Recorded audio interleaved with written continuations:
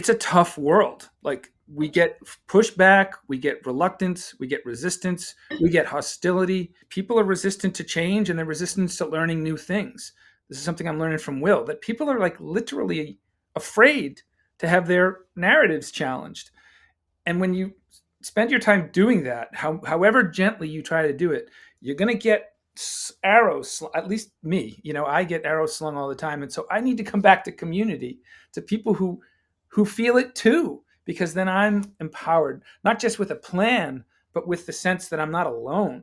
That what we're looking at is real, and we've felt this power of it, and that's that is priceless to me personally. And I think once, if you get into this, you'll find it priceless too, that there are other people that feel this way, and we're going to take it seriously. Like, I understand how naive and idealistic and hopeful this stuff sounds, but I'm not willing to relinquish that.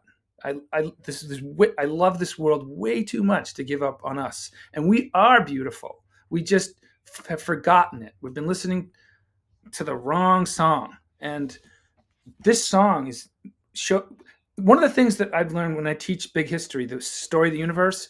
People say, makes me feel so insignificant. This was a big part of my research. Oh, it makes me feel so insignificant. And some people find that, some people find that exciting. Some people find that, pleasurable. But a lot of people don't. They feel that's very scary. But if you stick with it, you realize that insignificant, the script flips on it, and you become significant.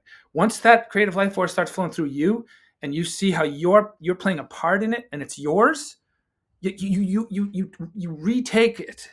You kind of take possession of it, not in an egoic way, but in an ecoic way. You retake possession of that powerful force. My point is just that I forget what my point is actually, other than just to say it feels good, I guess. I guess that's what I was trying to say. So, yeah. But I guess what I'm really trying to say is that there will be pushback. I feel it all the time. I give a talk. Sometimes it lands. Sometimes the room is amazed, but sometimes they're hostile. And I need people to fall back on to reaffirm that this thing is real and right and good. So and we need to do this in a parallel track to the kind of other lives we're leading. A lot of people are like working in hostile or at least reluctant environments. So I want to create our community running in parallel, a place that a sanctuary that you can kind of go back to and reaffirm what we're trying to do.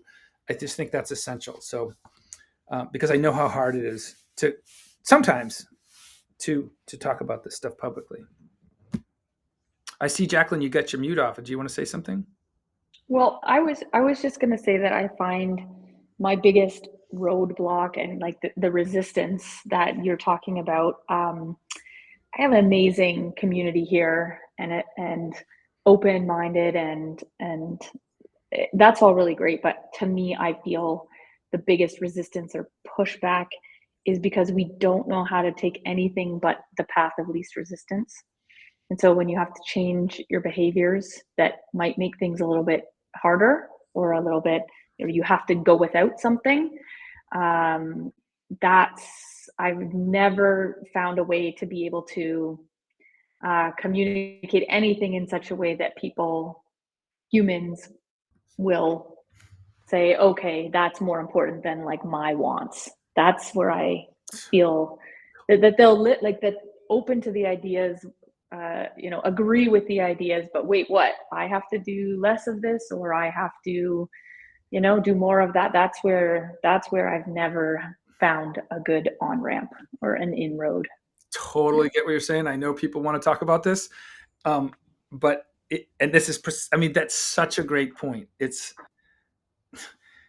talk about this all the time. How do you meet people where they are, not threaten them?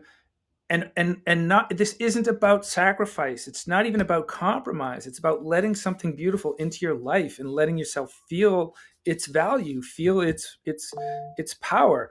That's not asking people to do something scary or sacrificial or even different, really. But you're right, and let's work on that. Let's figure out what that is in our own contexts.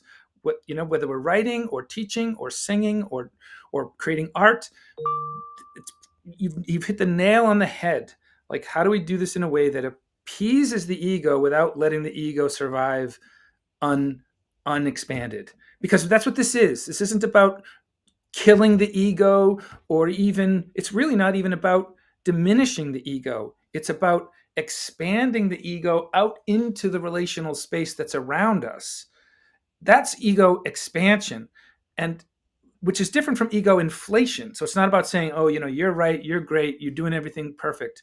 That's ego inflation. And it's easy to pop an inflated ego. But an expanded ego takes on the resilience of the ecosystem that it's expanding into. Do you see what I mean? So it's not even about challenging people's ego. It's about inviting them into an expanded ego that's in a right relation with the ecosystems that it's in.